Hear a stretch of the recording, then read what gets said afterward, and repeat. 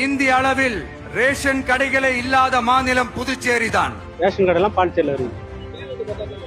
இங்க ஒரு சரஸ்வதி வன்சிபுரி ஒன்று இருக்குது, இங்க சிவகாமத்தில் ஒன்று இருக்குது. ஏழை எளிய மக்களுக்கு வாழ்வாதாரமே ரேஷன் கடைகள் தான். மற்ற மாநிலங்கள்ல இருக்கிற மாதிரி இங்கேயும் அரிசி, சர்க்கரை, பருப்பு, கோதுமை, எண்ணெய்னு அனைத்து பொருட்களும் வழங்கும் முறை சீராக்கப்பட வேண்டும். ரேஷன் கடை பாண்டிச்சேரியில் எல்லாம் இருக்குது. இப்போ எல்லாத்தையும் அரிசி போடுறாங்க, எல்லா மக்கள்லாம் அரிசி வாங்கி தான் வராங்க. இந்த மாதத்துக்கான இலவச அரிசி நான் வாங்கியிருக்கேன். அப்படியெல்லாம் ஒன்றும் இல்லை, ரேஷனில் எப்போதுமே கிடைக்குது. இந்த மாதத்துக்கான அரிசி நான் வாங்கியிருக்கேன். ரேஷன் கடைக்கு வந்துக்கிறேன், இந்த மாதம் அரிசியை வாங்க வந்துக்கிறேன். ரேஷன் கடை எல்லாம் பாண்டிச்சேரியில் இருக்குது.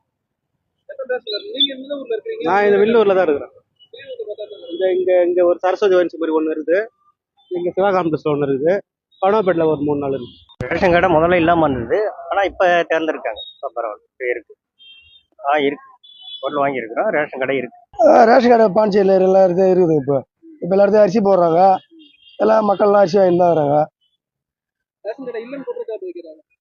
அப்படி ஒன்றும் இல்லைங்களே, எல்லா தொகுதியிலையும் எல்லா ஏரியாவிலையும் ரேஷன் கடை இப்போ செயல்பட்டு தான் இருக்கு.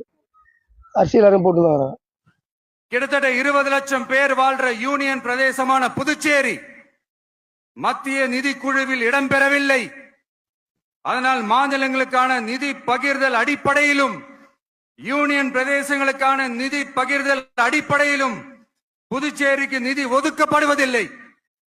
அதனால ஒவ்வொரு ஆண்டும் புதுச்சேரிக்கு தோராயமாகவே மத்திய அரசு நிதியை விடுவிக்கிறது. அந்த நிதியும் அரசு ஊழியர்களின் சம்பளம், ஓய்வூதிய தொகை உள்ளிட்ட திட்ட செலவுகளுக்கே சென்று விடுவதால் மீத தேவைக்கு வெளிச்சந்தையிலும் கடன் பத்திரங்களை கடன் வாங்குகிறது புதுச்சேரி. இந்த நிலைமை மாறணும்னா ஒரே வழி, மாநில அந்தஸ்து நம்ம புதுச்சேரி மக்களோட பல்லாண்டு கால கோரிக்கை. புதுச்சேரிக்கு போதுமான நிதி வரத்து இல்லாததுனால வெளியே கடன் வாங்க வேண்டியதா இருக்கு. புதுச்சேரி தென்னிந்தியாவின் முன்னணி இண்டஸ்ட்ரியல் ஹப்பாக மாற்ற எல்லா முயற்சிகளும் எடுக்க வேண்டும். இந்திய அளவில் ரேஷன் கடைகளே இல்லாத மாநிலம் புதுச்சேரி தான். ஏழை எளிய மக்களுக்கு வாழ்வாதாரமே ரேஷன் கடைகள் தான்.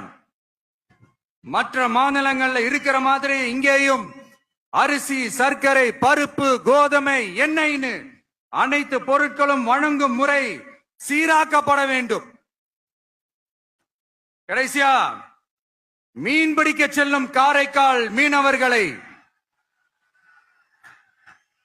அடிக்கடி கைது செய்யும் இலங்கை கடற்படை அவர்களின் படகுகளையும் பறிமுதல் செய்து விடுகிறது.